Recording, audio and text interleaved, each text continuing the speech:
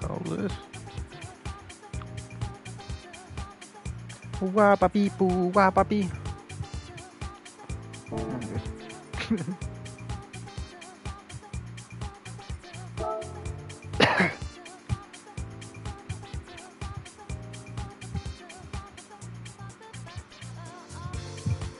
I still got a week.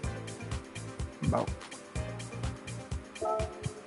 I like to make myself believe the planet Earth winners round 3.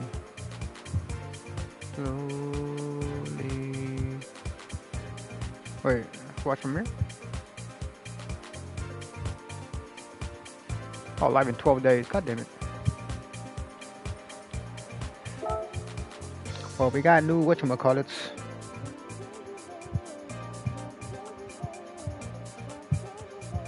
The McCallits that you watchamas. Third place or higher, third place or higher. Time to change it, baby.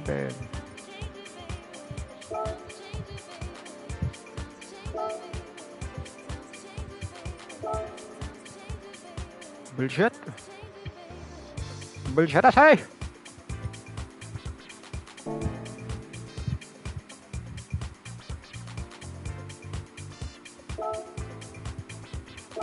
Should be able to do with this, right? 550. What is it at? 100.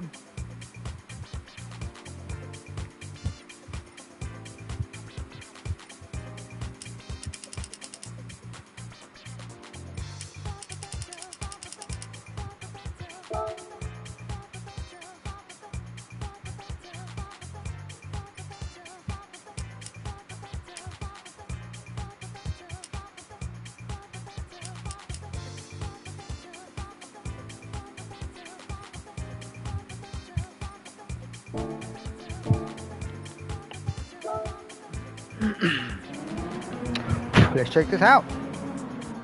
Do I have a bowl pack? No, I don't. Okay, cool. Just making sure, yo.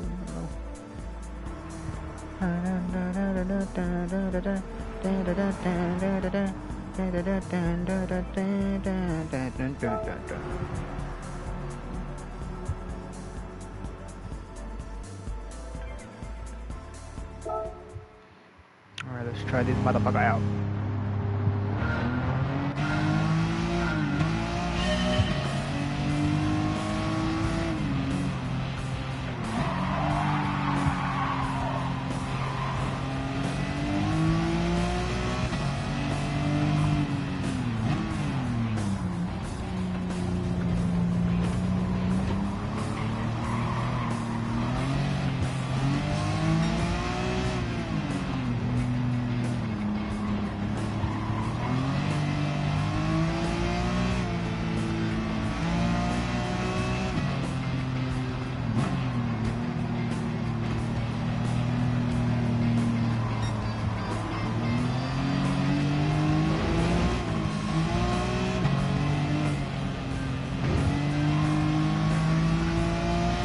Just pick them off one by one.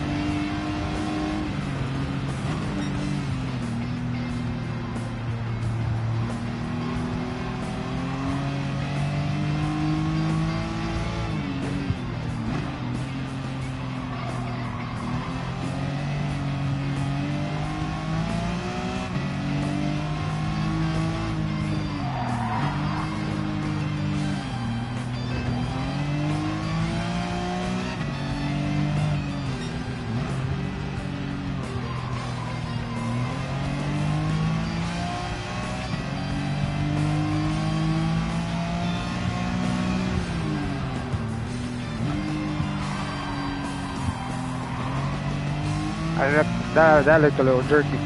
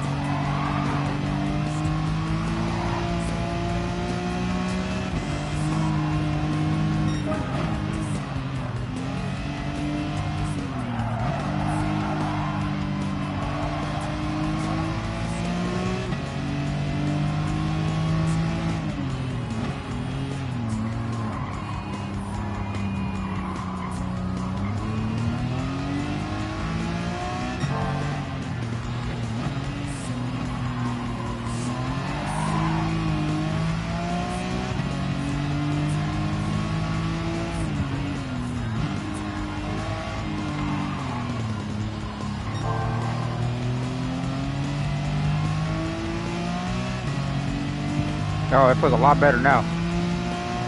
It's not fucking getting too hot on the fucking fourth gear no more. Oh yeah, it still is. Do I have to make it shorter? Is that what the fuck it means?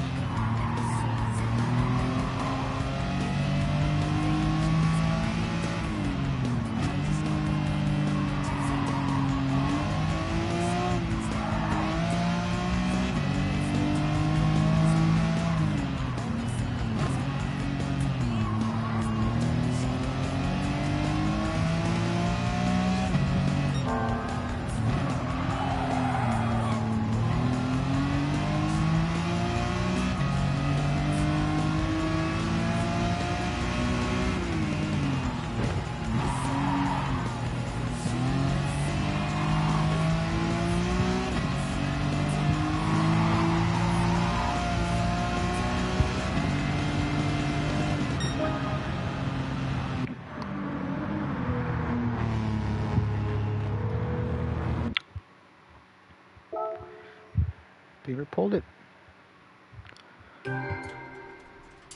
Clean race.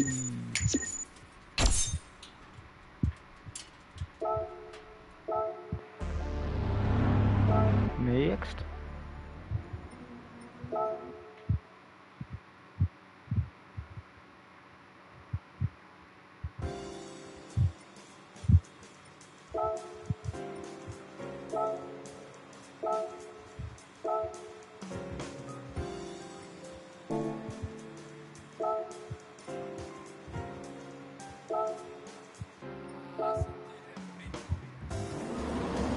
Gotta pull out the shiny one.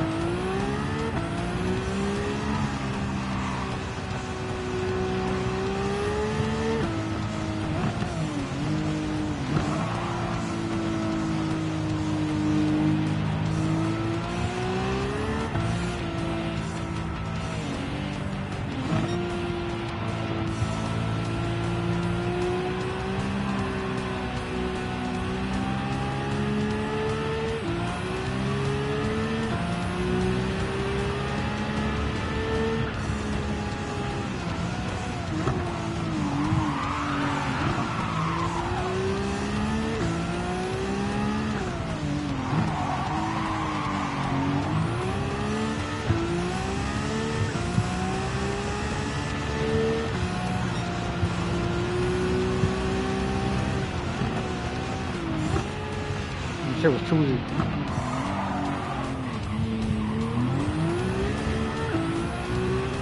Way too easy.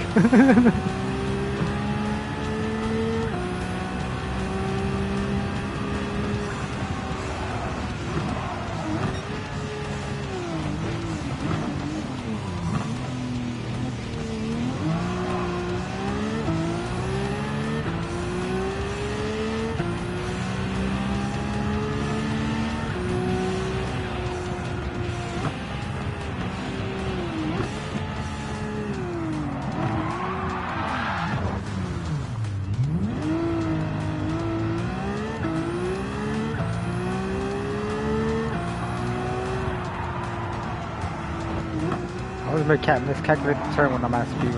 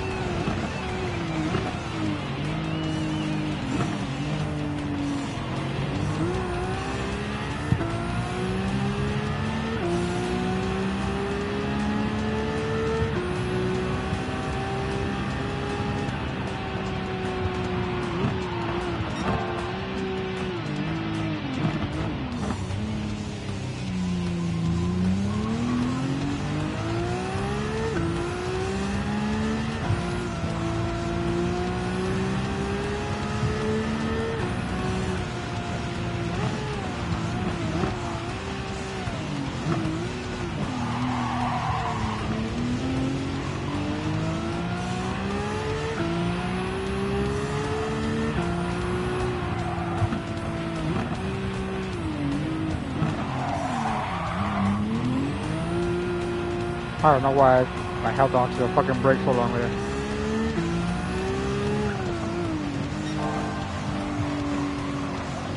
It was just like a little slight pinch on my goddamn middle finger, my left middle finger. Caused that fucking sudden stop.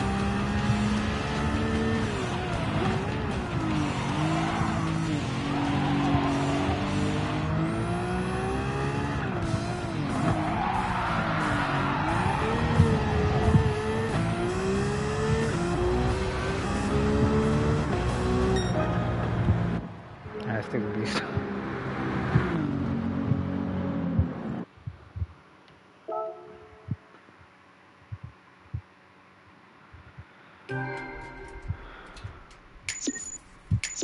I get a clean race bonus on this one? Oh shit.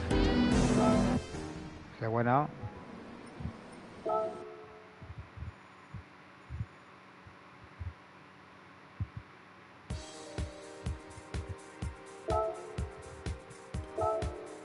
The fuck is this for? Do I have one? Why don't you have a fucking car? Ah, it's gonna suck. I have to buy a car. Can I rent it?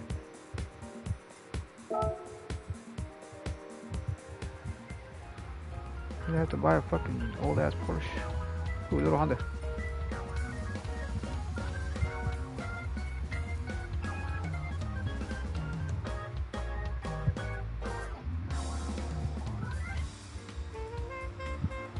And like always, he's not here. Man. No, I'm not gonna get it. Europe. Where's that shit?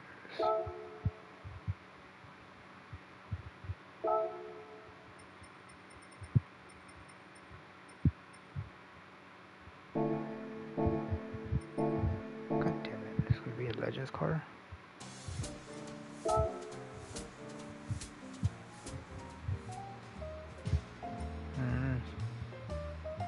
$1 million? You're fucking kidding me, right? I don't even have enough to get it, dude. How the fuck do they expect us to do this?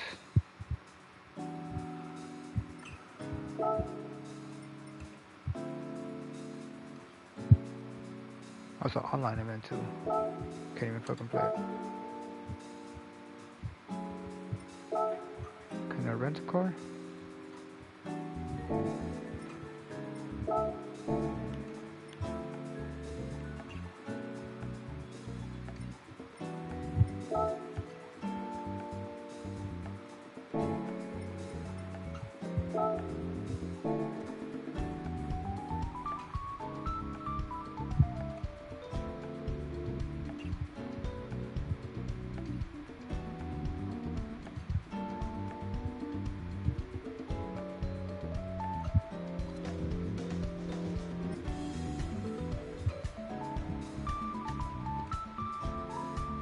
That's bullshit. Oh well, I guess I'm gonna have to skip that one. What the fuck is this?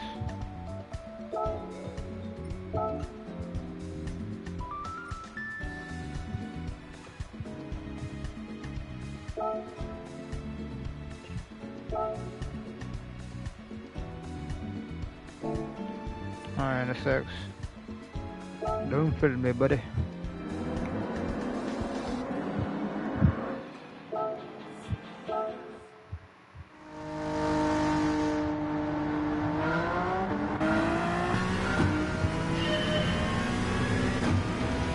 Oh, look at the truck.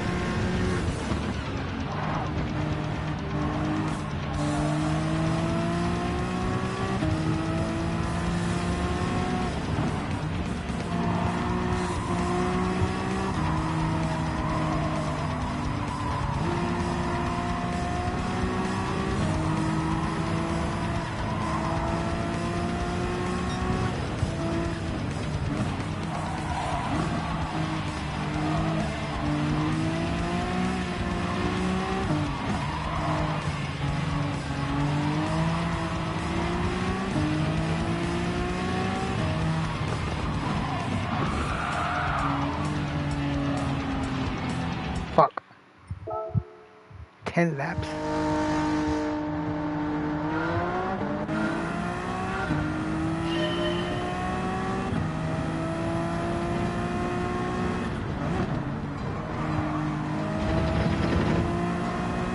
I don't know if I have to pit, so I'm gonna have to fucking go on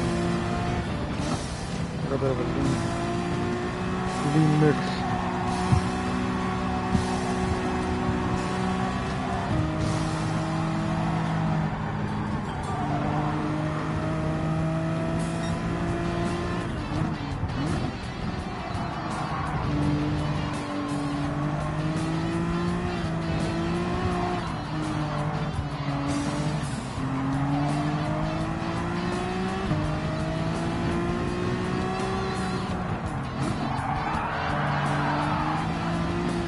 Fuck, man.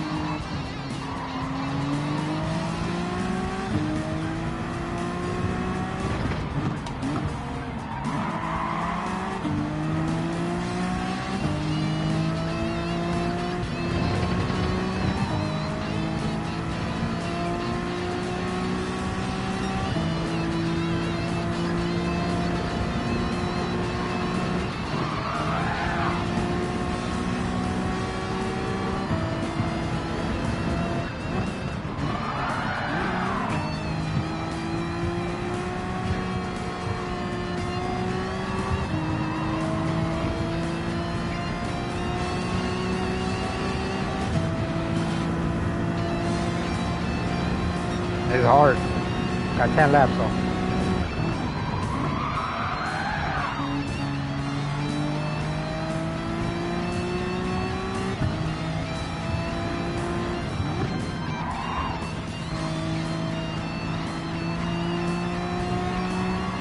Can't even get close to fucking...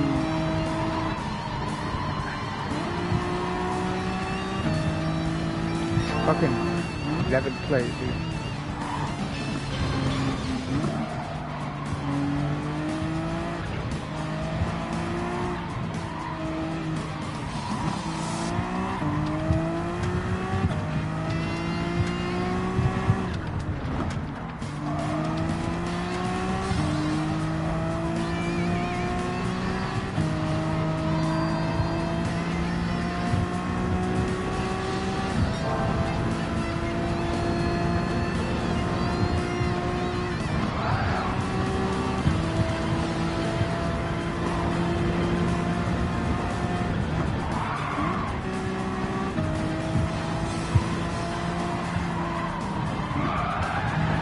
No.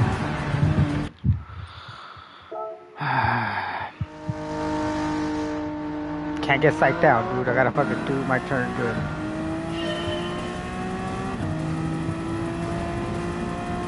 Give me 5.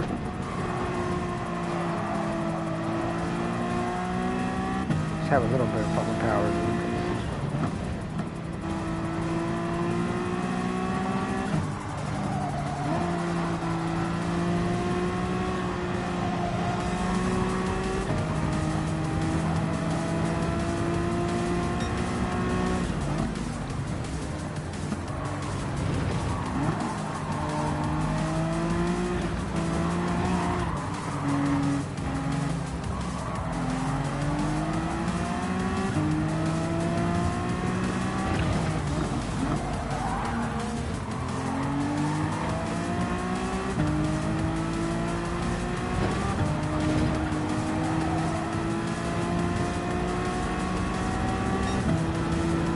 One down. All right.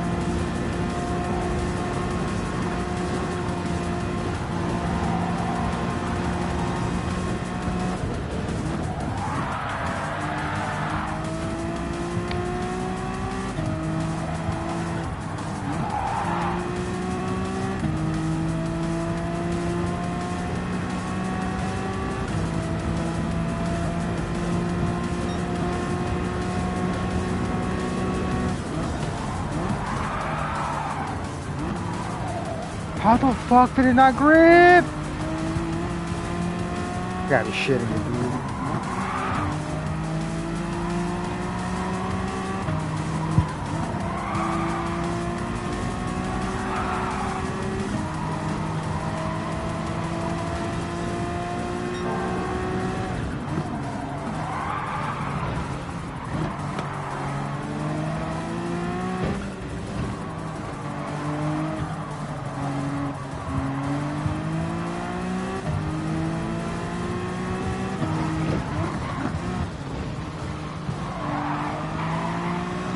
Fuck it.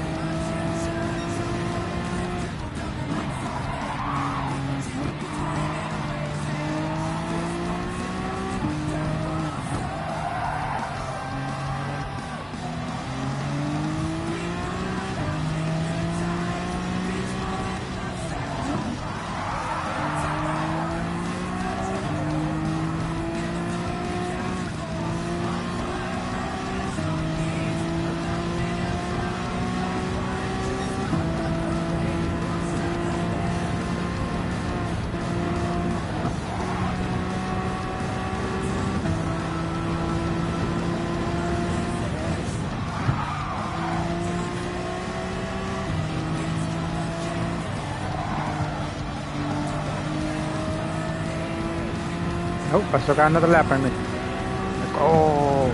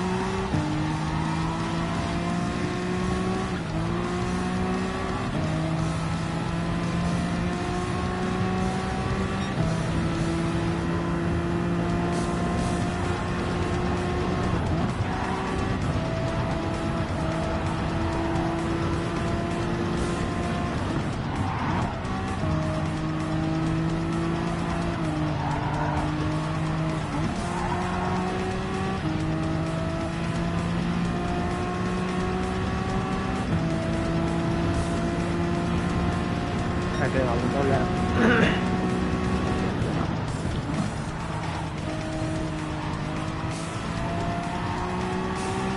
Got one lap on my tires. Gas shouldn't take that long to fucking.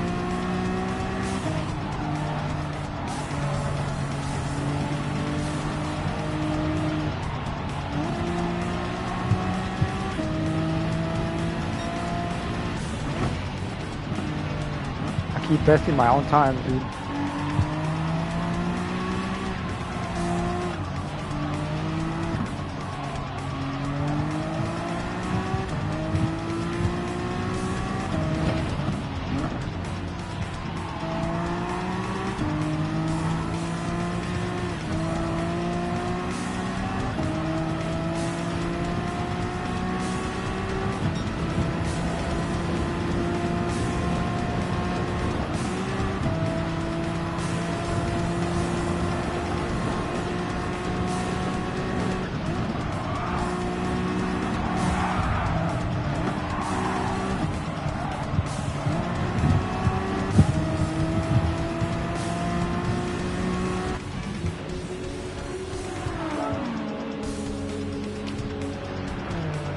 Forward for cruising range.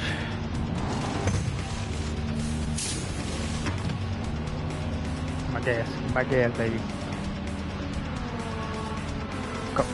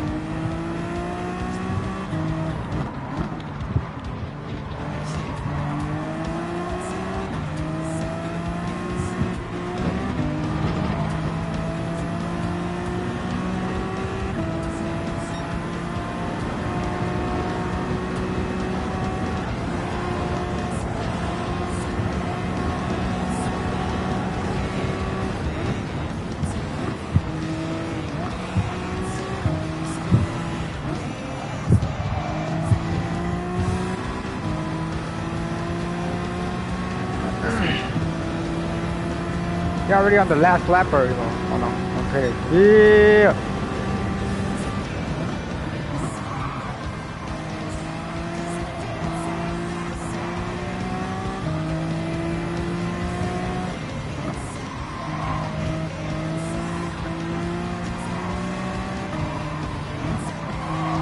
Man, I got him first, but I still fucking made it up there.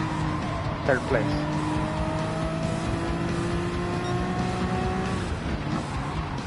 I know there's no way I could catch up to those guys. Unless they like fuck up, like super fuck up.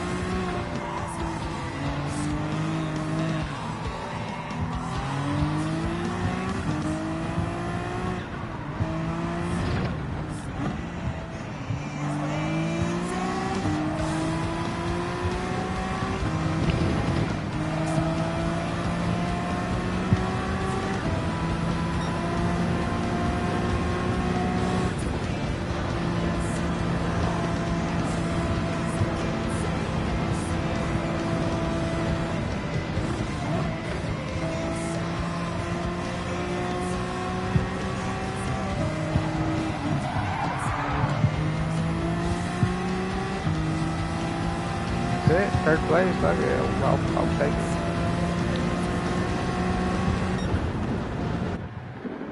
Kind of played it right, I guess, sort of.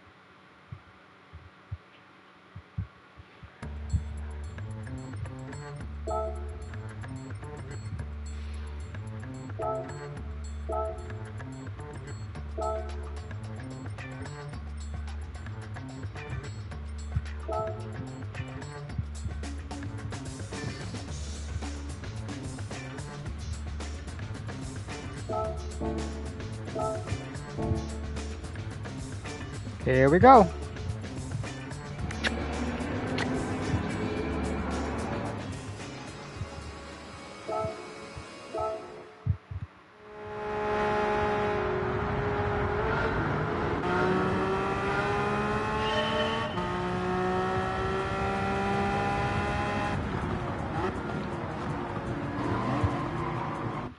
Holy hell.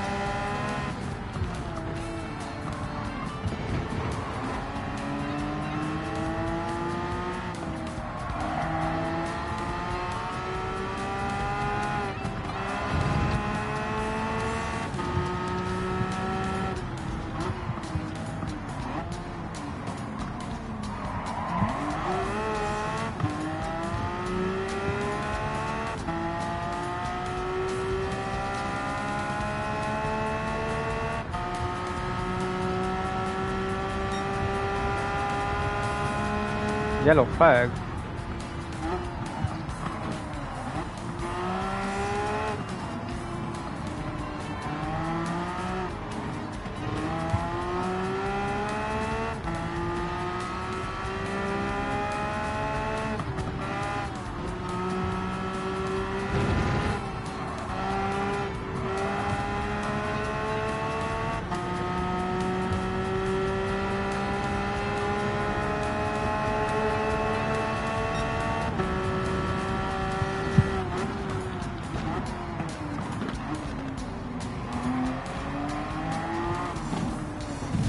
bitch.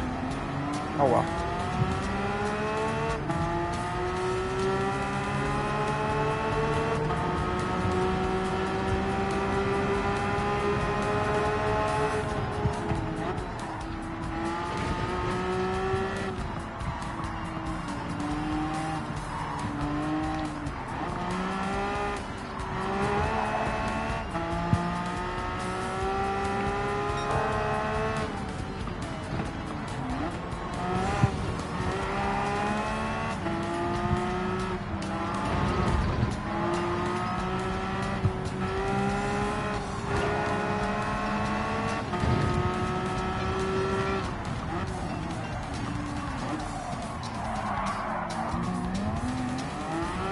Is that the yellow flag that they give me because of that?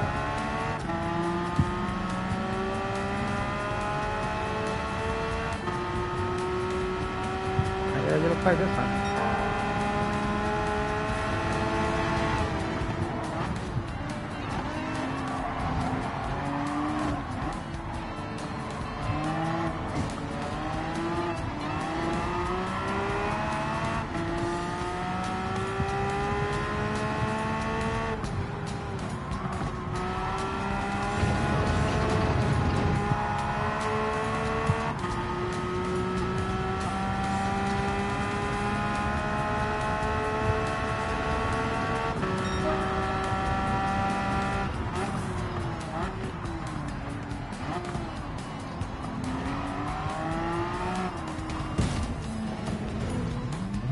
Motherfucker, dude.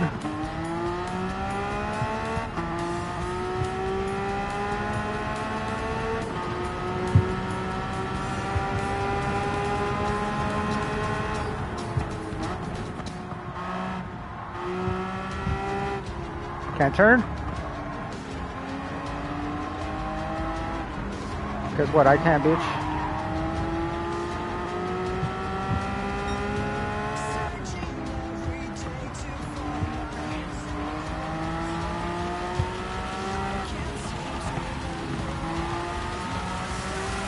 Comes the rain.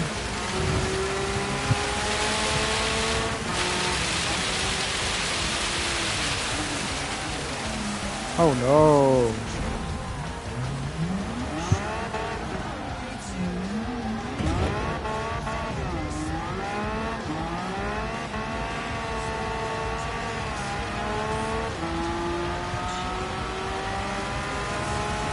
Yellow flag. Bitch.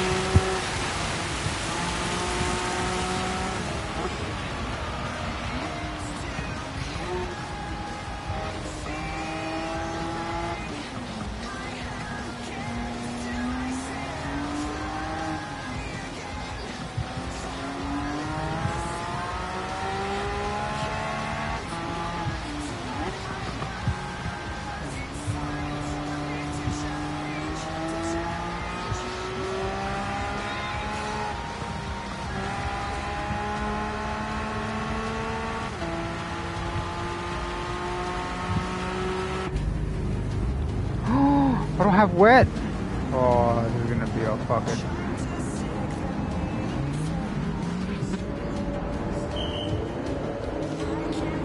I'm about to quit.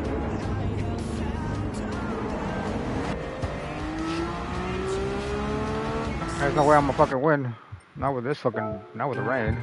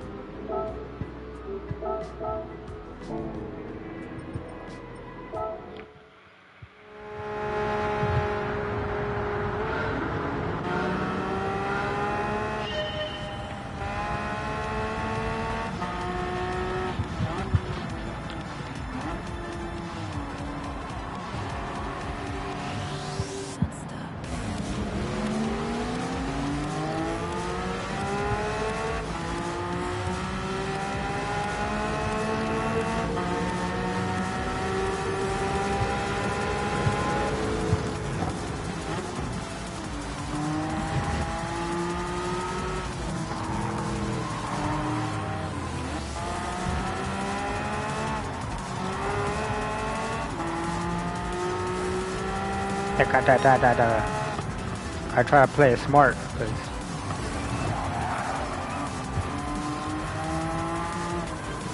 I know it starts raining later on. Might as well fucking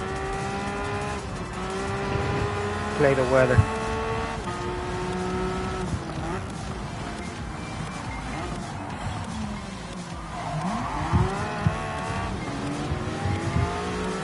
Fuck, hold up. Bueno.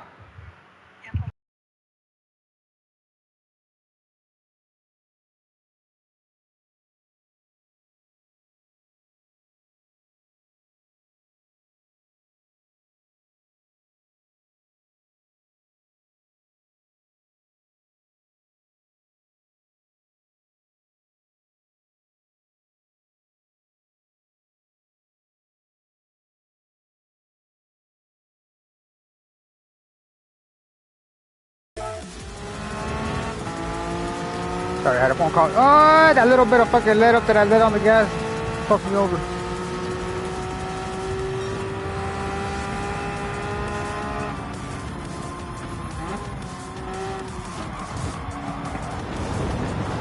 Get the fuck out of here. We both fucking went. That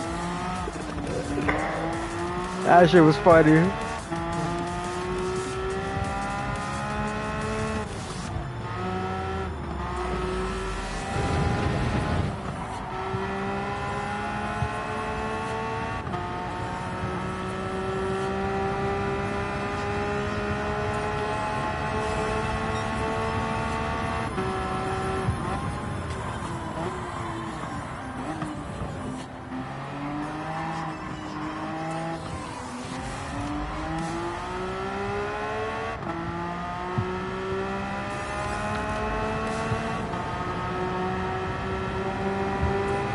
It's spinning.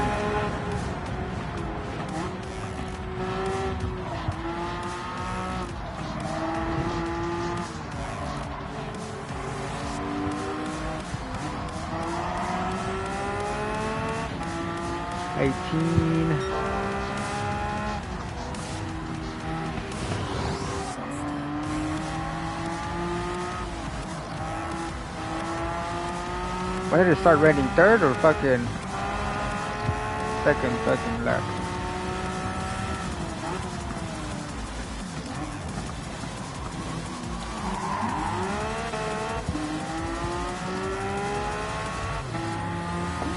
Motherfuckers!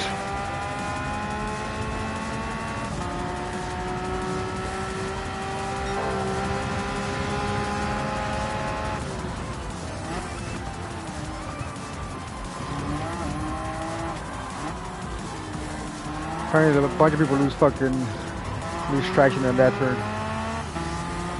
Not just me.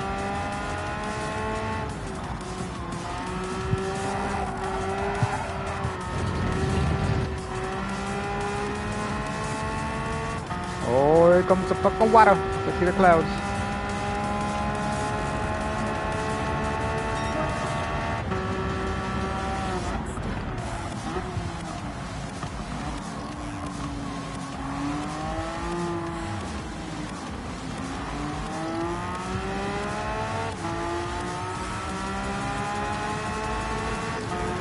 Hey, bitch! Get out of my way.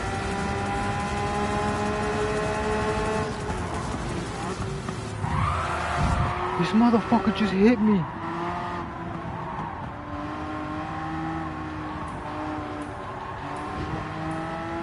How fucking rude.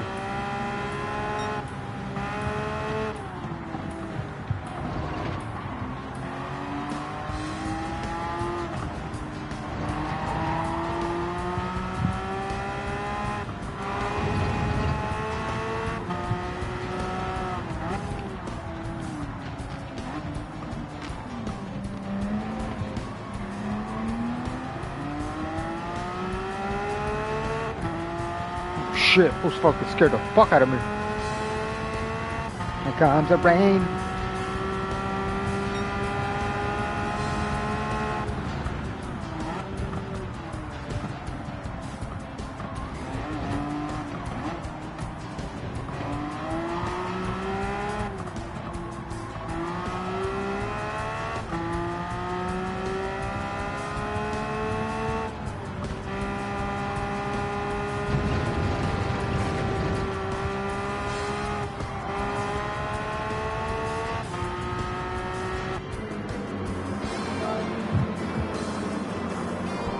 I'ma just go ahead and fuck it right now. Come out screaming at that fucking door. I see like we're getting water, guys.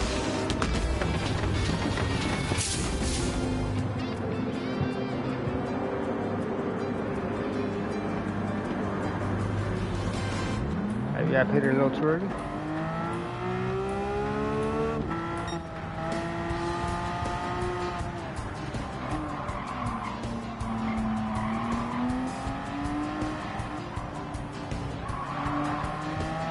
Am I tired everywhere now? Shit. Come on, rain.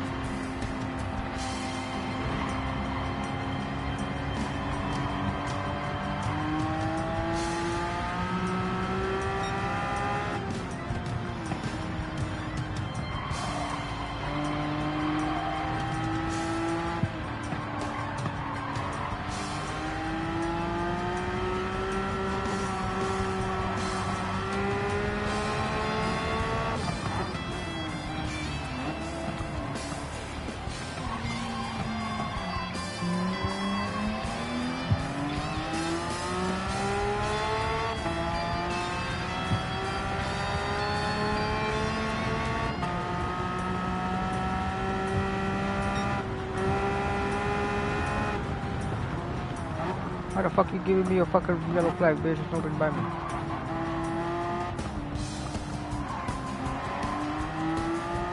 Where the fuck is the rain? Did I not get rained on this time? That's bullshit.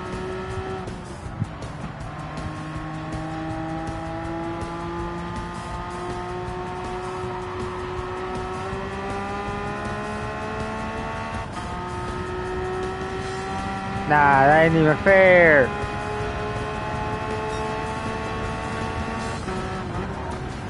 What do you mean it's not gonna fucking rain anymore?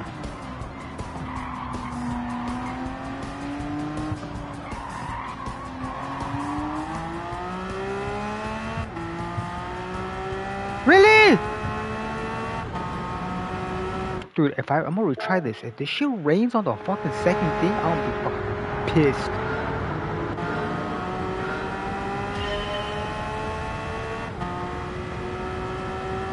Remember, I went all the way to fucking the fourth lap. Already gonna be fifth lap. Without it even fucking, without it raining. Fuck out the way, bitch. Fuck out my way. Get janky ass car out the way.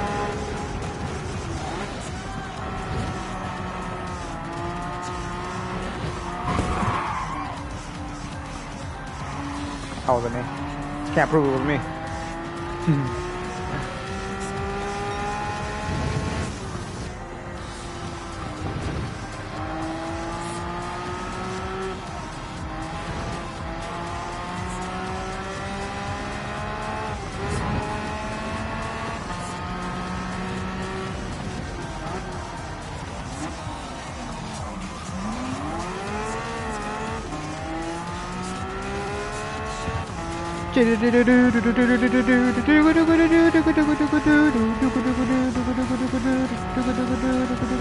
Why they gotta get a flag?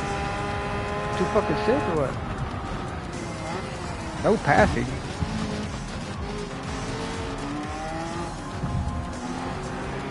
Pass.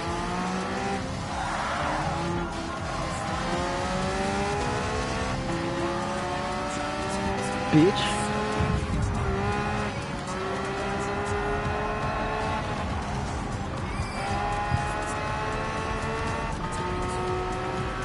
I smacked the shit out of him.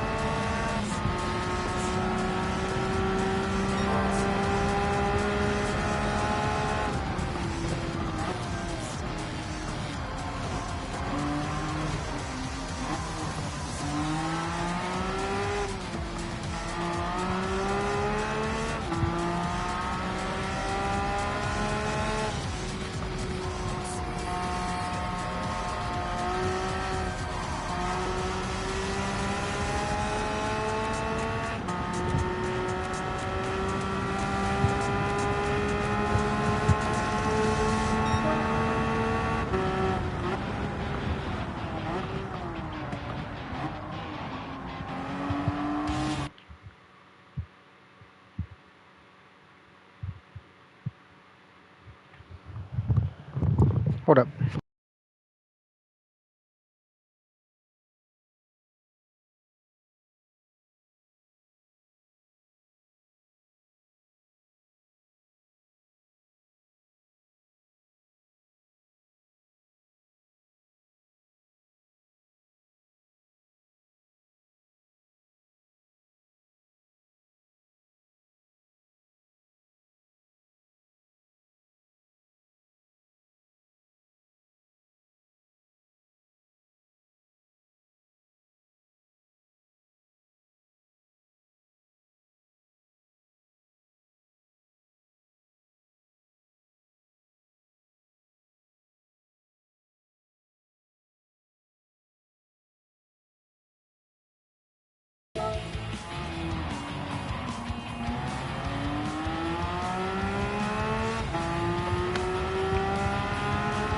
What a horrible spot to fucking pause the game.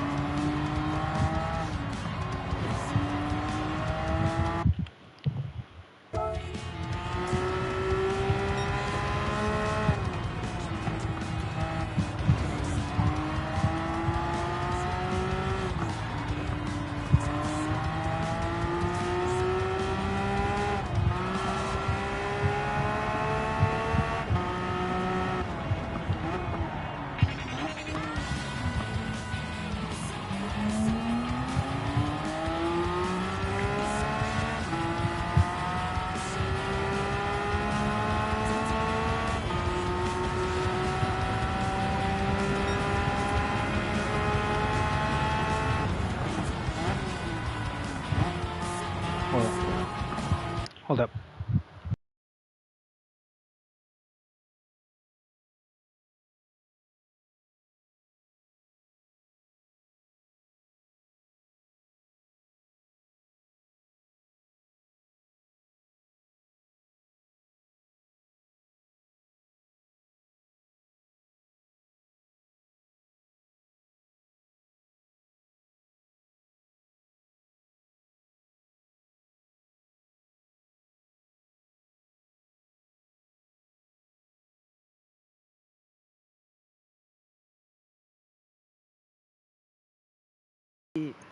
Got my breakfast. I'll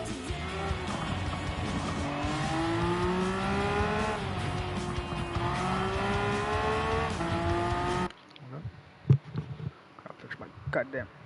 There you go. Hold up.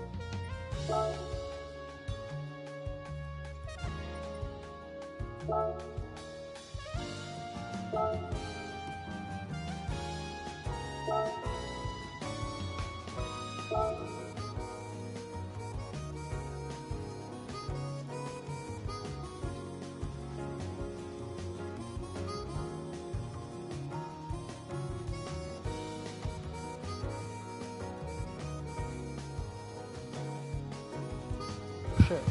My shit is on mute.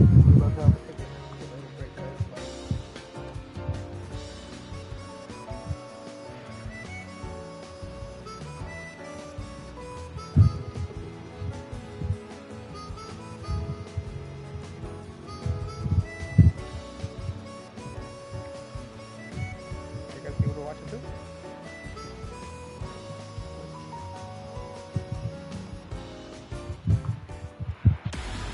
And the drivers are already out on the circuit as we get ready to go for a 28-lapper at the Red Bull Ring in Austria. Who will be claiming the checkered flag and those all-important points? As we have our first look at the grid. Starting on pole position, it is Mohamed Medina in the Ferrari 458. Porsche represented by Benjamin Hensey from Hungary on the front row of the grid. Daniel Fenton heads row 2 with Mercedes-AMG and Kilian Drummond in the Subaru BRZ. Alongside row 3, Thomas Laboutelet in the BMW M6. And then next up it is Paul Ura in the Mazda RX Vision Gran Turismo concept. Then it's Jose Serrano, 7th on the grid, ahead of Randy Roush in the Chevrolet Corvette C7. Miguel Romero heads Genesis' charge. He lines up 9th position with Daniel Penco, the Spaniard, alongside him. Next up, it is Mateo Estevez in 11th place. And 12th and last on the grid will be Coque Lopez in the Lexus. Won last time out a few weeks ago, just to remind you. Now, as you can see, the weather conditions far from ideal. It is sopping wet out there. No choice for these drivers here, Jimmy, to start on the wet compound of tyre.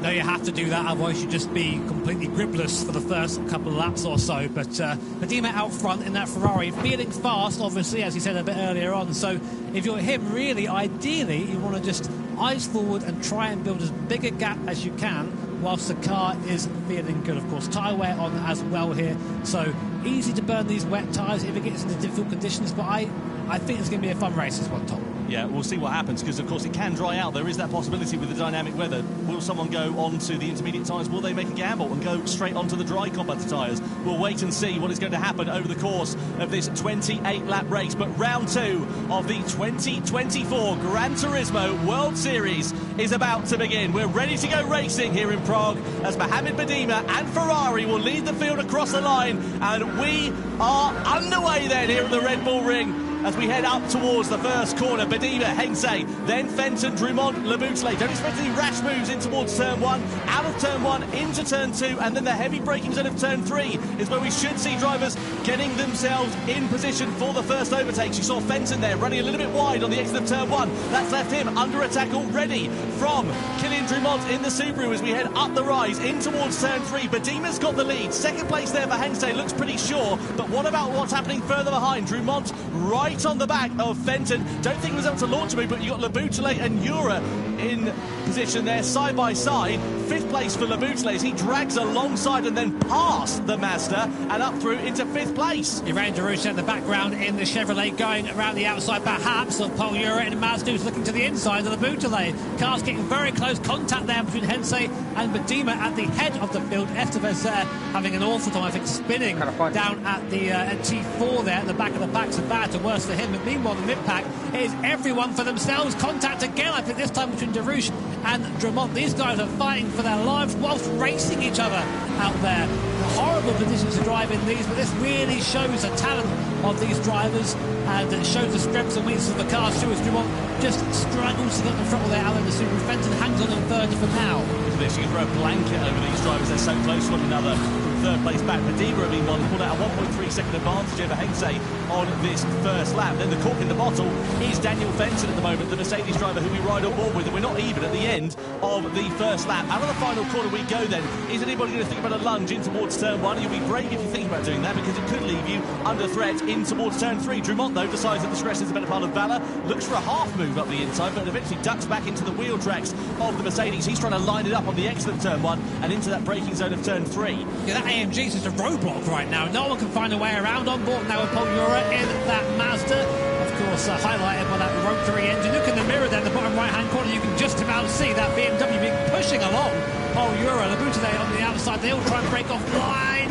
Just about managing to keep out of each other's way. Darush there, getting by Drumont. So Darush up into 4th place. Now Jura's following through as well. That Subaru really struggling on the straights here. Unfortunately, this is not a circuit. You want to have a car that's slow in a straight line. Yes, left him under attack here from Laboutelet. Oh, moves under braking there to Drumont and leaves no room for his countryman. Laboutelet's going to try and rough it around the outside. I don't think he had much choice in the matter, but he's turned it into an opportunity. He's got ahead of Drumont and he's almost side by side with Jura. Just has to back out of it again on the exit of that corner and duck back into the wheel tracks, but that was very close and aggressive racing. Jura's a little bit wide. That's left the door open for Drumont to go through into 6th place or 5th place possibly, but no, not for now. Drumont just sits there in 6th position, but all the while they're squabbling, look at what's happening in front. Badima, Hengse, all clearing off into the distance. They're nowhere to be seen. It's hard to overstate how difficult this is. Just driving around in these conditions at this speed is impressive in itself. Whilst trying to race each other, this is where these guys earn their reputation. So the Bouteille now is focusing on him in the BMW P7 in the pack, and there's Drummond as well. A bit slow off the exit is Paul Ura. Drummond's now putting alongside Will. He has to escape by the Bouteille. He's going to push his fellow countryman through there, up into P5 and P6. Go BMW and Subaru. Up the inside goes Thomas the Bouteille. No, he thinks better of it, but now still holding the place, but no, Paul Ura hanging on the outside somehow in that Mazda, has to back out of it finally, but that was great working together there by the Bouteille and Drummond, but maybe the stewards will have a look at that. It's allowed Serrano an opportunity to go through up into 7th place there, so Ura has just lost out a little bit whilst they were going side by side into that braking zone of turn 3. I tell you what, I wince every time we go into there because it just takes one locked brake, and these drivers don't run ABS, so one snatch brake and you're going straight off to the scene of the crash. I'm waiting for that one guy to just come flying across the inside of the picture there, out of control, wiping somebody out. Hopefully it won't happen, but of course it can happen. So still here on to lap 3 there. Badima and Hensei there, really not separated by much. Very, very quick in these wet conditions are the Ferrari and Hensei. 3.5 seconds back is Fenton. So these guys seemingly the ones to beat at the moment. Lap times in the high 138s for the two leaders. We expect the crossover time, by the way, to go on to intermediate tyres, about 137 there and thereabouts. You can see Badima with that big old slide in that Ferrari 458 as he came through the right-hander. But that's the crossover time. Rain is still coming down as it stands for now, so just keep an eye on the weather conditions. If it starts to dry out, when the times get down into the 1 minute 37s, that's when we should see drivers thinking about boxing for inters. Yeah, I'd love to take a look at the weather radar, of course, a feature in Gran Turismo 7 to see sort of what's coming and what's happening there. But wipers still on for now. Rain is still falling for now, so we'll keep an eye on that and see if things get any better. But we're going to T1 again. Badima stretching his legs a little bit. The gap now up to 1.2 seconds, but it seems a little bit weak for a T1. That's where Hensei comes back at him. There's a replay. Here's what happened here between Jose Serrano and the Bouteille. They go down towards T4. Heavy on the brakes. Contact there. Oh, and off goes Serrano. He spins. Oh, what a shame there for Jose Serrano after such a strong showing on the Montreal round. Yeah, a bit of a hand-fisted attempt there for the Spaniard, I'm afraid to say, as he went into the braking zone of turn 4. Le Bouteille right on board with him and Drummond, all out of shape there, and then contact spins round Drummond. Oh, Killian, what on earth is going on with your 2024 season? He made a mistake in the Nations Cup, if you remember, back in Montreal, and it goes from bad to worse for him. He must have walked under a stepladder or, I don't know, something along the lines of that. You know, it's in a black cat or something today because it's just not working out at all. I'd love to see a replay of that, but I think the Bouteille was quite heavily involved in that incident there. But we'll comment on that when we see more.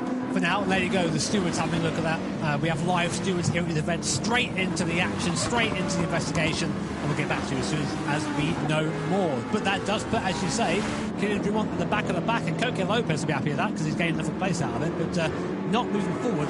Someone who is moving forward is Estevez for Honda, up to P7 right now after starting from the back of the grid. So great racing so far from Estevez. Can he continue? We have a look at the weather radar in our commentary box, and there's a little bit of a break in the weather we can see coming along the way in a few moments' time. So if that does start to ease off ever so slightly, we'll keep an eye on things and see what happens. There is Nico Romero driving for Genesis. As I mentioned earlier on, Genesis podium for them in the World Finals at the back end of 2023 in Barcelona. Can they repeat that feat over the course of this year? Just to remind you, as we now see the weather radar, you can see there heavy rain at the moment, but it is going to start to break a little bit later on in this one. So if that does happen, or when that does happen, I should say, then we'll see drivers changing their strategy and thinking on the fly. I love that we have that in the game. In real life, the weather radar is something you just don't want to look at, especially if you're in the Nürburgring. But anyway, here is a replay of what happened between Drummond and the Bouteille. So we're coming down to T4 there. A bit of contact on the way in. Is there something? No, he loses it on his own. No, he doesn't. He almost does.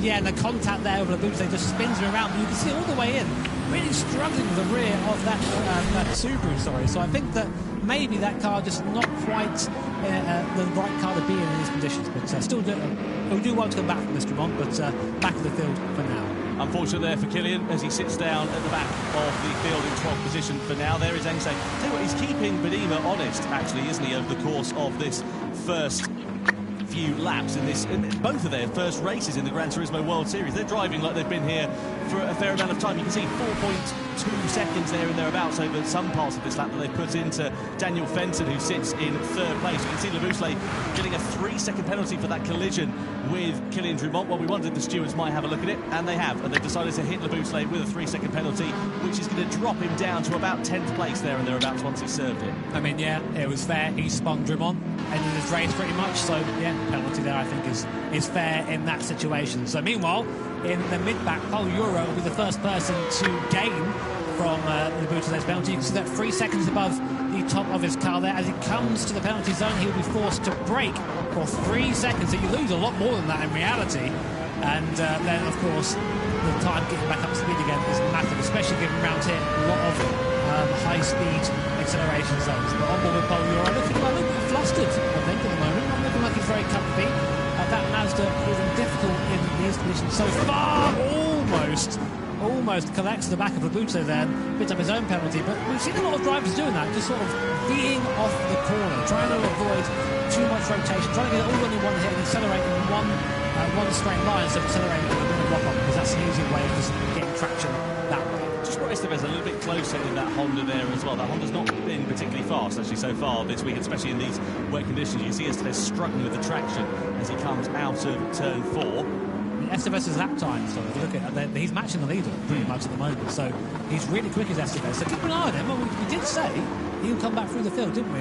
Here he comes now in that Honda in P7. I'd say the rear engine cars, the mid engine cars, having a bit of a better time than the front engine cars. Yeah, a snap of oversteer there for Euro as you saw him just coming through that right hander. His Labuschagne 7th penalty moves off of the racing line. Such closing speed they have as Labuschagne going to emerge at 7th place, a little bit higher up the order than I thought. Penko and Romero also under investigation for a collision as well. They're in 8th and 9th place, Romero and Penko respectively at the moment. Out of the final turn we go, and across the timeline. So it's all pretty quiet on the Western front as it stands for now, but it's going to bubble up a little bit later. Where are we at in terms of lap times? We're still in the low 138s at the moment, so we're not close enough for a changeover. The rain is still falling down, but at a lighter intensity than it was. Let's have a look and see if we can work out what happened here with Romero and Penko into turn 4, downhill on the braking, Penko on the inside, bit of contact there with Romero. I don't think that cost them too much, really. That's all right, it's just racing that one. It's right. I say that, another steward's going to say it isn't that. Well, there's no further fraction. There you go, finally I've got one right. That's all this time. It's taken 8 years, how long it's been. Oh, Lopez there, forgetting that it's the pedal on the left that slows you down, or you've got a clutch, I guess, but slows you down too. And back down to 12th place, he goes behind the Kylian Drumont. Coque Lopez is struggling big time in that Lexus. Yeah, I wonder if he's going to try and launch an attack immediately on Kylian Drumont and get himself ahead. Down into the braking zone we go, closes right up on the back of the Subaru, and it's just not working out at all here for Coque Lopez. He doesn't look comfortable. Look at the way he's driving, look at his driving position as well. He looks tense in his shoulders, doesn't he? You can see him fighting the car, scrabbling for grip and trying to find performance that just doesn't seem to be there for the Spaniard. Yeah, so important in wet conditions to sort of let the car move a little bit. If you're trying to put in these really big aggressive inputs, that's when the car has the biggest issue. It looks like he's sliding through this midsection here, so we have to hope for Coque's sake anyway, the weather does lighten up a little bit. Again, our weather radar suggesting that the rain's still coming down pretty decently at the moment, so we're a long way left in this race. Lap 8 of 28 as Badima comes across to start lap 8. And here is a replay there of Coque Lopez. So this is going to be quite scary on board if you're Coque Lopez. They hit the brake pedal. Nothing's happening. They've got to get out of the way. Oh, you can imagine just a feeling there of, am I about to want something else? No, okay, but I am now last. Yeah, that would be like a rabbit's nose, wouldn't it? Unfortunate there for Coque Lopez. Just about managing to avoid contact into turn 3. Now Serrano versus Drumont. Drumont starting to come together in this race. 8th lap out of 28 we are on. Here in the Manufacturers' Cup Grand Final. Euro versus Estevez a bit further up the road. Estevez now finding that pace. He got ahead of Labuschagne a couple of laps ago. Now his next target is going to be the Spaniard. So out of turn 3 and into turn 4 could be the opportunity that the Honda driver is looking for as he makes his recovery through the field following the difficult qualifying. Side by side we run. Estevez is going to be on the outside into the downhill braking zone. There's a bit of hip and shoulder and a bit of contact. That's going to run Estevez a little bit wide, but can he find traction on the exit of the corner to get ahead of Euro? Side by side they go through into the next left-hander. Estevez is going to have track position here if he can just firm it on the inside, but has he got the grip there to get ahead of Euro? No, Euro sweeps around the outside and holds on to 5th place. What an impressive drive so far by Estevez. This guy started in P11 is up to P6 and challenging Paul Ura in P5. I think he's got the pace to get by, but Paul Ura, very experienced in Gran Turismo 7, just putting the car in the right places right now, but the pace isn't there for him. It's just a matter of time, I think. Tremont just losing a position there to Jose Serrano for 10th position as well. On board we ride here with Thomas Laboutelet. Pole position for BMW back in Amsterdam. That seemed like ever such a long time ago now. There's a bit of contact, isn't there, going through that final corner. Estevez now under a bit of pressure. Meanwhile, Laboutelet versus Estevez. As we come across the timing line to be in lap 9, Laboutelet with the inside line with track position, with the grip under braking, but does he want to get ahead of Estevez, or does he want to leave himself open to the opportunity into turn 3? Estevez run to the curve on the outside. Laboutelet's going to try and pick up his slipstream here on the exit of turn 1, and then run it for a move shortly on the inside into turn 3. The Frenchman closes up onto the back of the Argentine then. Estevez defends track position on the inside and just holds on to 6th place for now. So nice, clean, fair racing in the mid-pack here. So the rain's getting a little bit lighter, but we've still got a heavy rain zone coming in there from the south. The wind is blowing a north direction, so it's bringing that rain zone across. So it's not quite done in terms of rain. It's pretty cool, but I got the goddamn thing. And these wet tyres, they've been on since the start of the race. They're going to start to wear somewhat. But if you're Estevez right now, you're in a bit of a tricky situation because you're trying to overtake Paul Ura.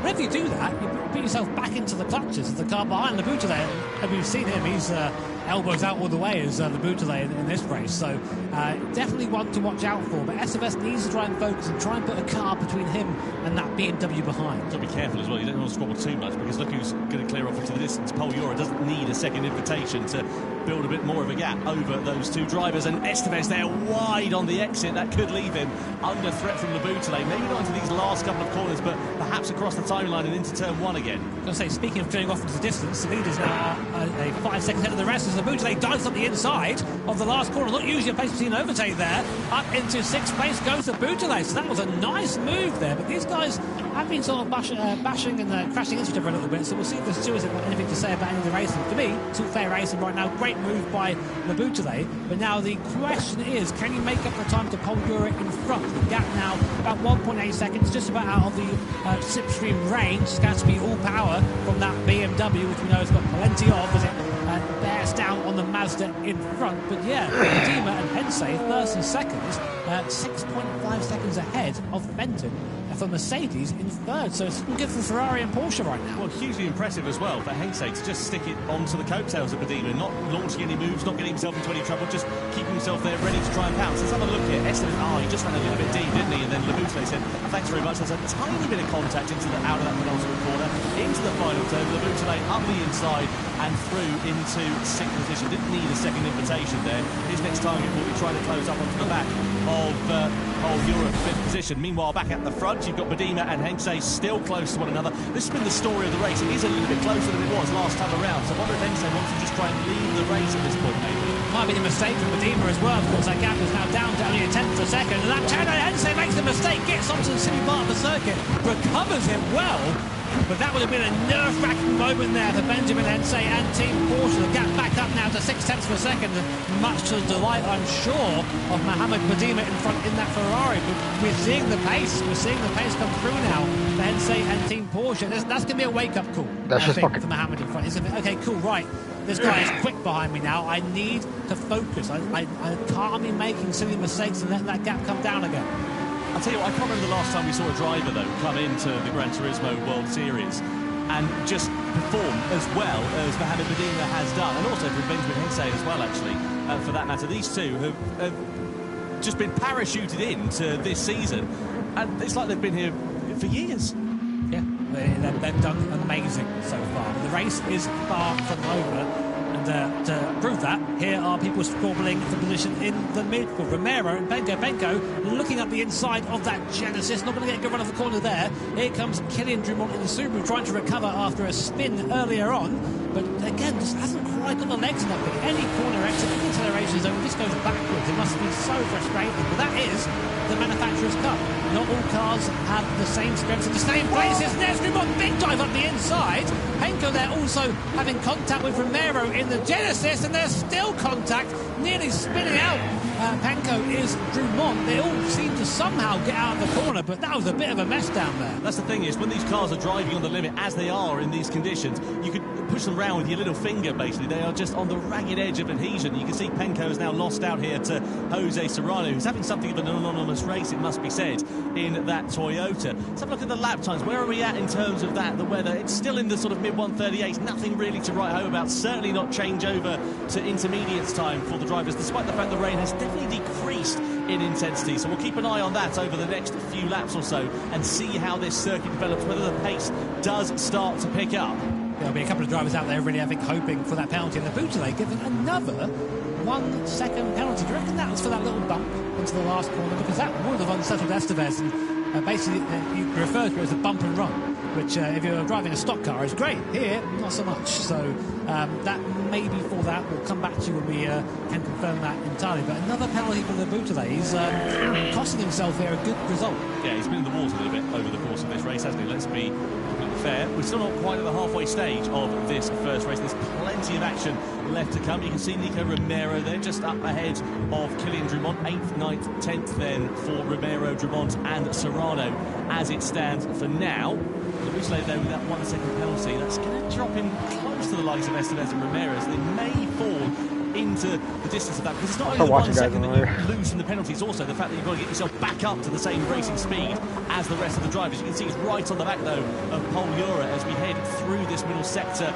of the lap. Ura doesn't want Le Boutelet to try and get himself involved in the action, because that's going to cost him time. You can see there, cue the Jaws music, Estevez, Romero and Drummond all not far away from this. Signing autographs casually, but here we go then. Penalty being applied to Le Boutelet in that BMW right now. Can Estevez make the most of it? It's going to have the overspeed a lot quicker, right onto the back of that BMW, but not quite close enough to make the move at that point. And I tell you what, Estevez will be ruining that. He really wants to get by Le Boutelet. He had that pace, but as you said, since Le Boutelet got past, he did manage to open up a little bit of a gap. So maybe the charge starting to wane a little bit there for Estevez in the Honda. So across the timeline we go. Badima, Hengse and Fenton still your top three as it stands for now. Nose-to-tail racing here though in this mid-pack of this one. Keen to see what is going to happen here. You can see Drummond now on the recovery with Nico Romero just up at the sharp end of the field. You can see them also on the left-hand side of your screen. Drummond up at the top, Romero down at the bottom. Reverse of those in positions on the track at the moment as we go through the left-hand kick. This is turn 2 technically, and then this braking zone just after. This is into turn 3, and we've seen a few drivers making a bit of a meal of it, it has to be said. You can see Romero there really slow actually on the apex of the corner, allows Drummond to close right up onto the back of him. Interesting strategy there for Drummond, taking a higher gear and just nailing it out of the corner and hoping for the best. Maybe better than trying to play with the throttle and having that wheel spin, a moment that we've seen so many times from these guys coming out with slow corners.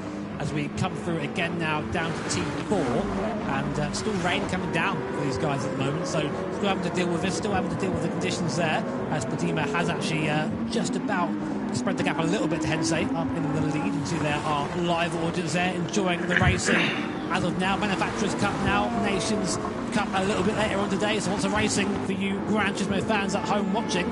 And there is our weather radar, and after I think this one, the last cell of heavier rain, I think it looks like we're starting to clear up a little bit. So we will see. Of course, the weather is moving all the time. Dynamic weather conditions here in GT7. So lots of the possibilities still to come. And speaking of those possibilities, Jimmy, for the likes of the Le Boutelet, Estevez, who are a little bit further down the order, do you think they'll be a little bit more inclined to take that risk? We see Drummond now getting closer to the back of Romero, not quite going for the move. But yeah, just go back to that point. Do you think that they might take a bit of a gamble? They've got less to lose. Yeah, I think so. I mean, the moment, if I was one of those guys, the moment I saw contact there, between Drummond and Romero, nothing seems to come from it there, but just showing that braking performance of that Subaru. You see on the brakes, Drummond is a demon. It doesn't matter. You can't do anything with him when he comes off the corner.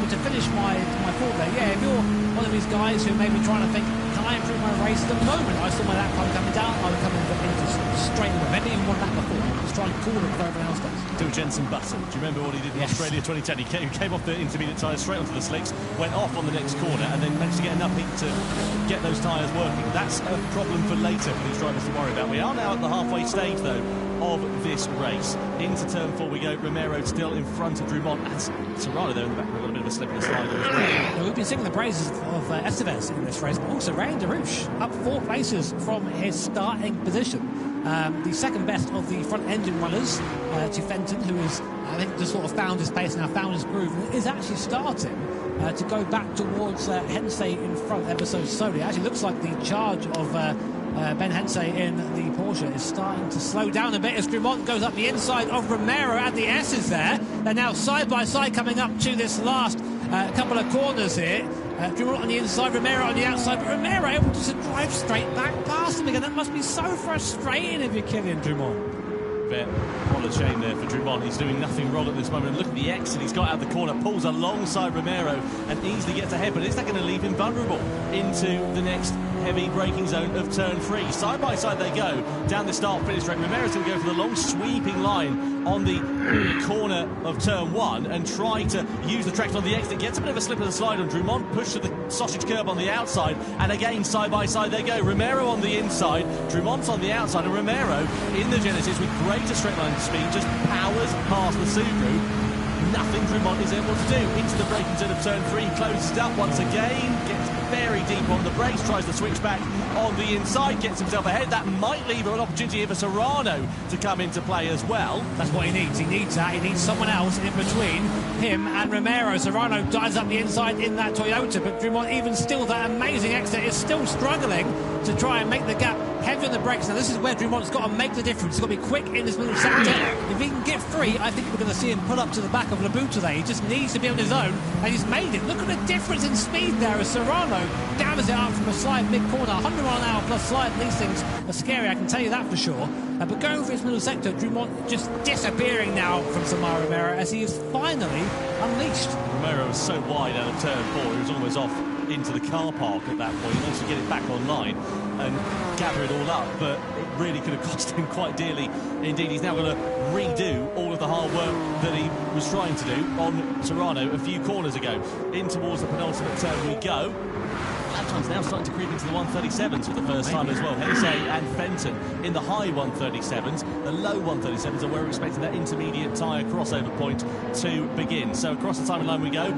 Jura and Laboutelet under investigation. Let's have a look here and see what happened. Jura's late on the race. This is down into turn 4-3, isn't it? And, yeah, up the inside. That allowed Estevez to go through.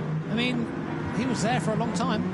He was alongside. I know he came from a long way back, but they were side by side, and Laboutelet still turned in. So I don't know how he got there. I think that's fair, but it doesn't matter. They're still going at it. Jura out the inside again, trying again, but Laboutelet will have the better traction on the outside. We think so anyway, but Jura actually managing to outpace, it seems, the BMW's wheel-to-wheel, side-by-side, coming down to the next corner. It's a downhill braking zone. You want to be on the outside, really, for the grip here. And Laboutelet there, just a bit more confident in the brakes, able to get the move back past again, and up and back into 6th place. I love the way that Jura's got the indicator on, as if he's signalling that he's going to move over to the left-hand side of the circuit. Can he launch an attack here on Laboutelet into the next corner? No, not quite. Just sits in the wheel tracks of the BMW for the time being.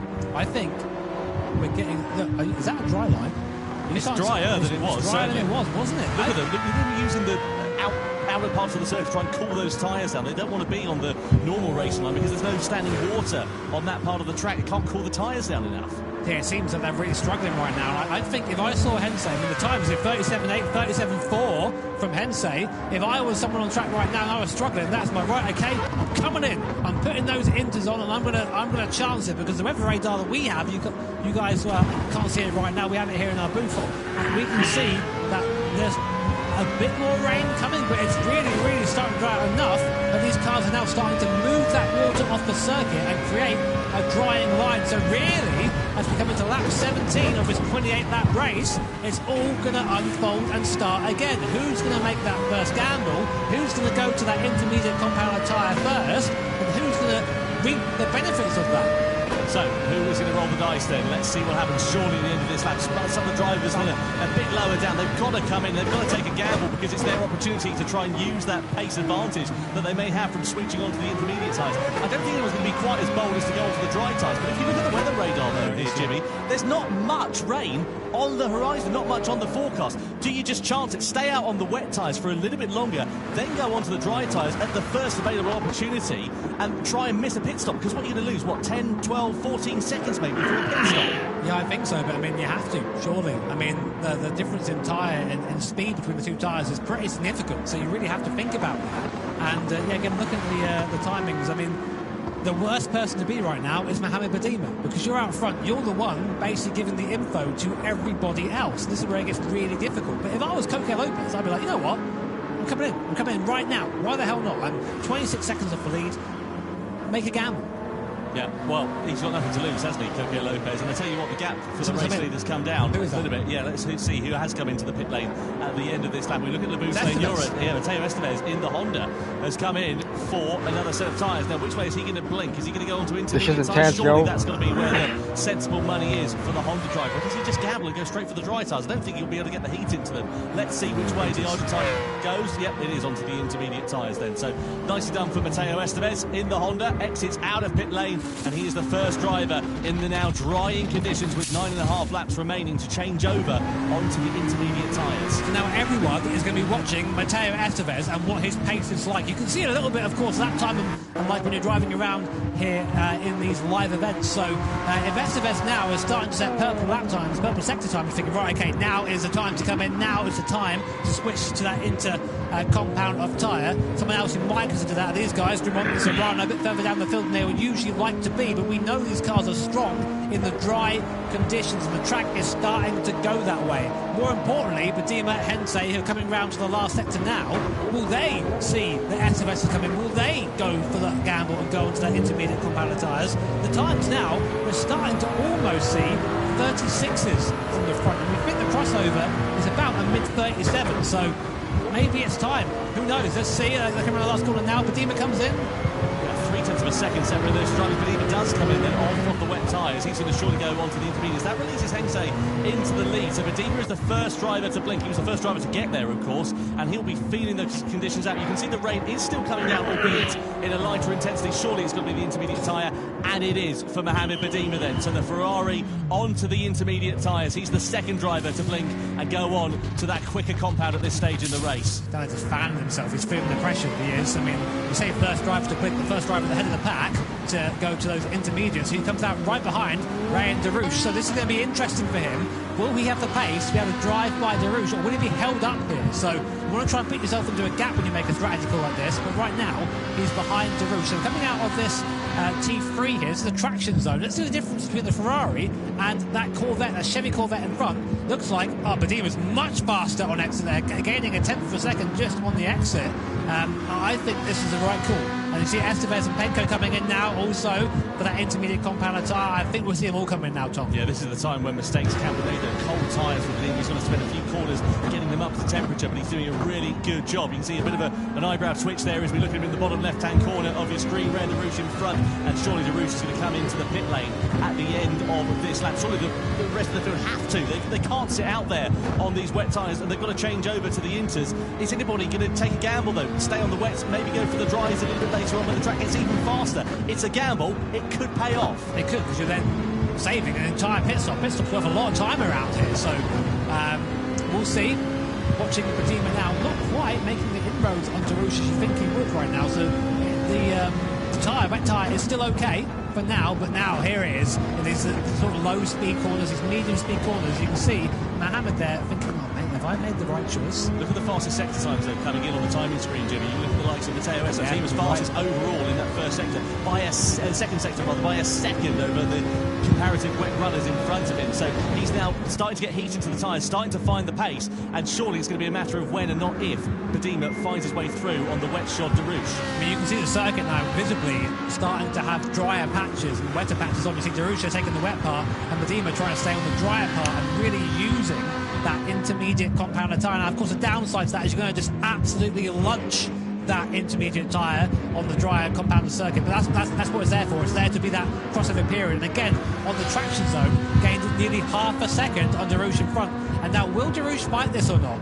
Because if he's staying out, that says to me he's going to go right immediately onto the sixth. So Badima, as he goes, easy pass there for Badima, not quite though. The strength and the Corvette there, big speed. Go on, sorry, Tom. Look at the sunshine though in the distance. That's going to drive the track out even more because we're now starting to see the weather changing even more. Badima right on the back here of Derouche as we come through this left-hander. He's got more traction, he's got more grip, he's got the opportunity on the inside. Darush tries to defend the position as he's rightful to do so. Can Badima firm it around the outside? It's risky going through there, but Badima's got track position. He's got third place for the time being. He's going to have more grip under braking into the penultimate corner, and the former race leader Mohamed Badima on the intermediate tyres is now up into third place. But now he needs to catch Hensey and Fenton, who have both chosen not to pit here. So, as you say, Tom, they might just be roughing it out on that wet tyre and hoping for the best. Well, take a look at lap times. I mean, this is not really going to be a representative, I think, of the pace for Badima at the moment. Still does a 34.7 whilst passing.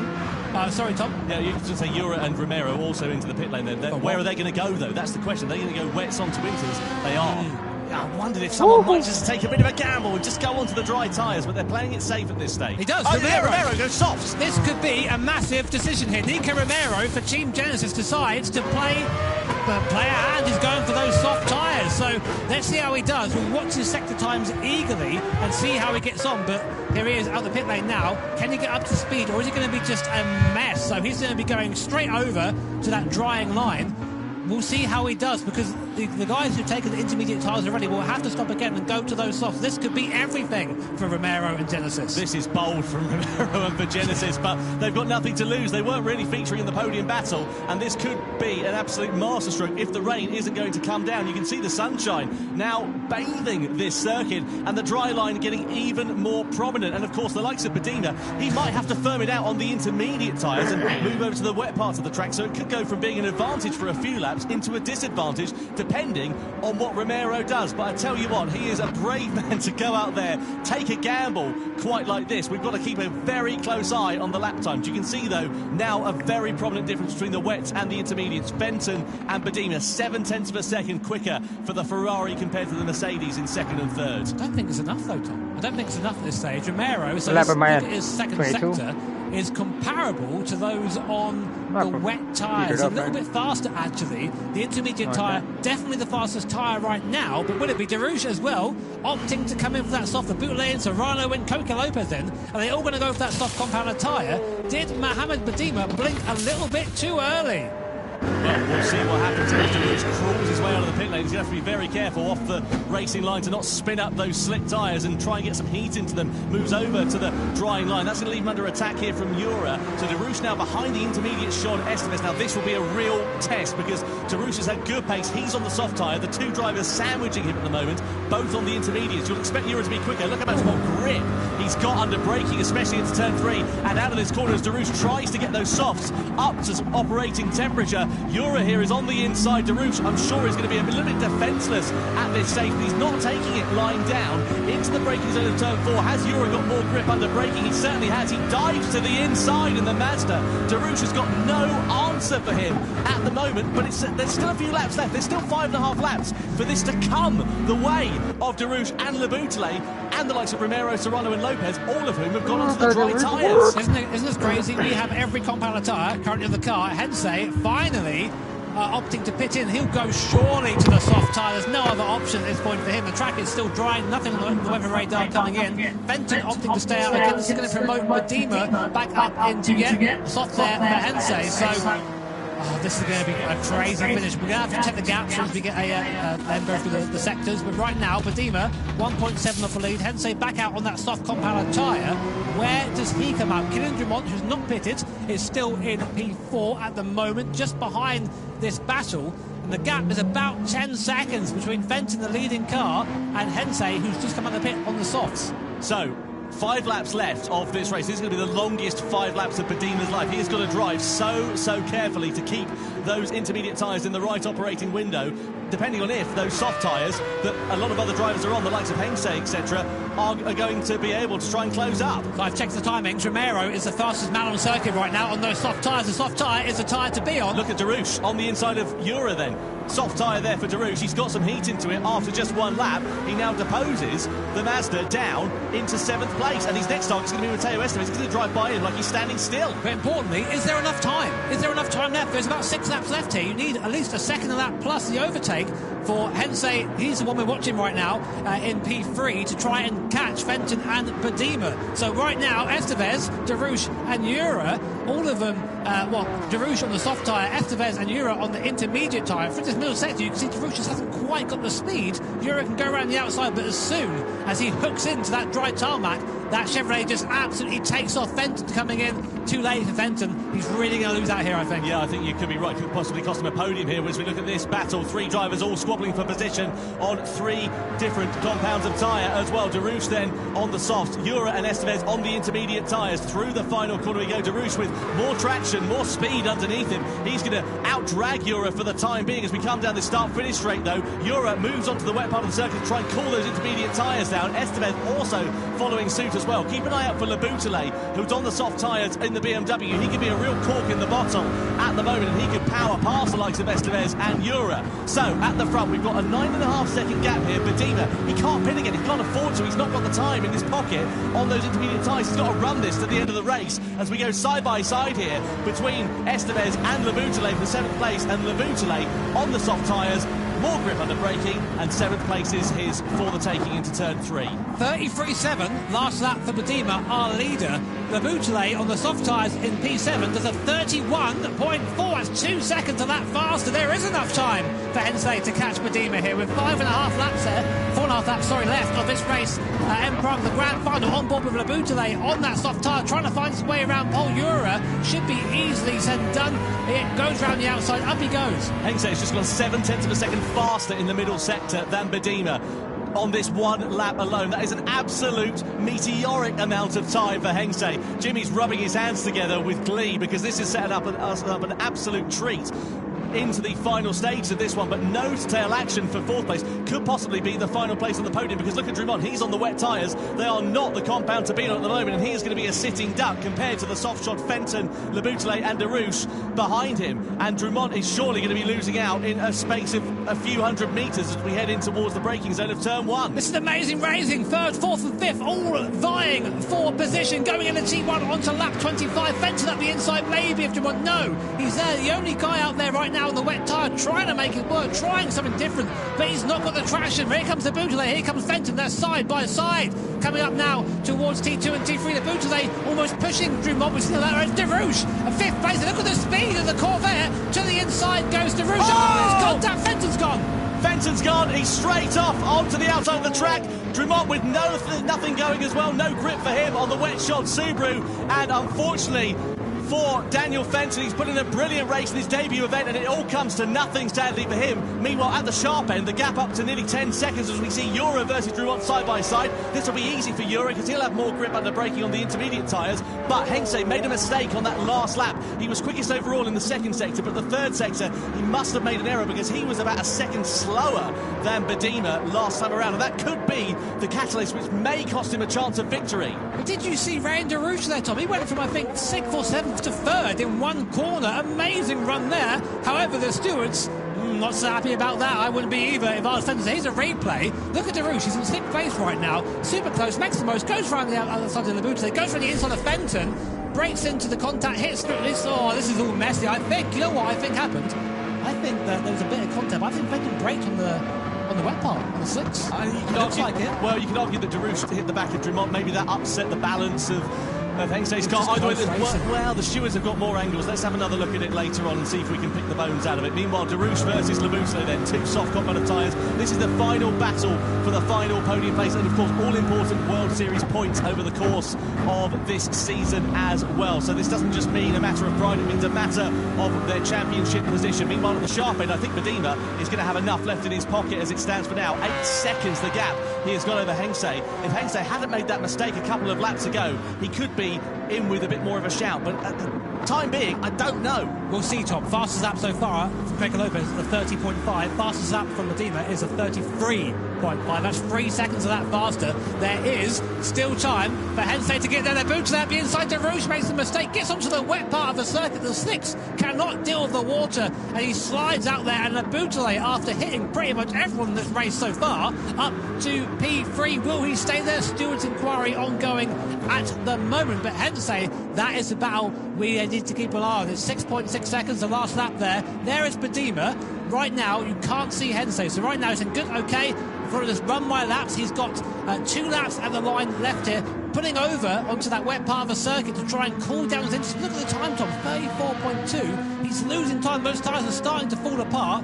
What is Hensei's time? 31.7, 3 seconds faster. It's still on. It's game on. You're absolutely right. The track is getting faster and faster over the course of this one. Medima, 5.6 seconds, the advantage he has over Hensei, but he's just going to be hemorrhaging time. You can see him there moving over, trying to keep those inters cool. But is it all going to be in vain? Look at that in the background. You can see Hensei in the Porsche. Could it be game on? And now Badima's struggling to slow the car down into turn 3. This is the pressure really getting to Mohamed Badima. Hensei there, meanwhile, he's on the opportune compound of tyre at the right moment in this race, but he has got 5.5 seconds of a gap to close up onto the back within a lap and a half. So we need to see a gap of 3 seconds or less realistically for Hensei to have a go on the last lap, but that's 3 seconds plus the overtake, which, to be fair, should be fairly easy. But there's only one dry line there. If you can defend that dry line, there's no way these soft tyres can deal with that water. The moment they go offline, as we saw with Ray and Darush just in the last lap, the car, you're just a passenger. But look how much faster the progression there, from being a second lap slower on lap 24 to being 3 seconds a lap faster on lap 26. And Badima now comes to the last sector. It is going to be so close to the line. One locked brake, one snatched wheel, one run off of the normal racing line. It could be curtains then for Benjamin Hensei. No further action between Darush Rumont and Daniel Fenton. A racing incident then, it is deemed for that. Meanwhile, the battle for the race lead is well and truly on as we begin the final lap. Mohamed Badima for Ferrari on the intermediate tyres. Benjamin Hensei on the soft compound of tyre. We come across the timing line. 3 seconds is the gap between these top two. It is winner takes all stakes and 6 points in the World Series up for grabs. The way it's going to be right now is Hensei is going to catch Badima right at the end of the last lap. Badima will know that Hensei is coming. He'll have one eye in the mirror, but he needs to focus forward if he wants to take this for Ferrari. This will be by far Ferrari's best result here in the Manufacturers' Cup if he can just hang on for half a lap more. But look, the gap now down to 2 seconds. Crucially though for Hensei and for Badima, Hensei is out of slipstream range at this point. He's not close enough to launch an attack at the moment. He'll close up right in this middle section. This is going to be a real Achilles heel for the intermediate shot Ferrari through these medium speed left-handers here. Yeah, this is where the Ferrari is going to struggle the most. This is where Hensei can close the gap. 1.5 seconds now is the gap between Ferrari and Porsche. He'll be victorious here in Prague. Only a few more corners left. Can Badima hang on? Lebouchelet and Darush under investigation. Darush is down to 9th place. There's clearly something's gone on between those two drivers.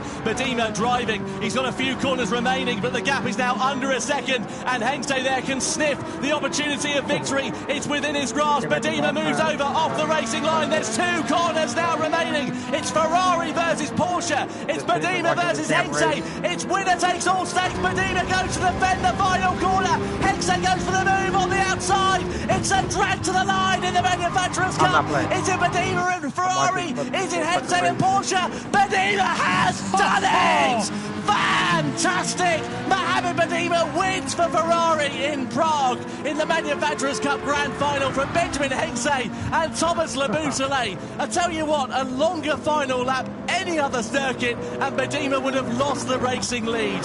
0.0092 of a second separating Ferrari and Porsche at the end.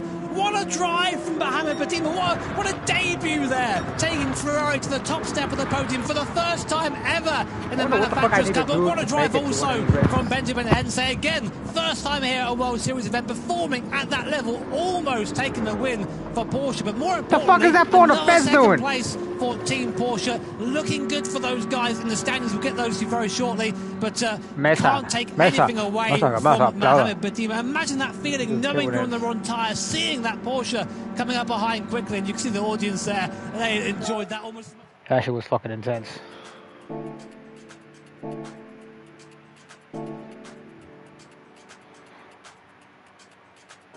Well, gotta head out.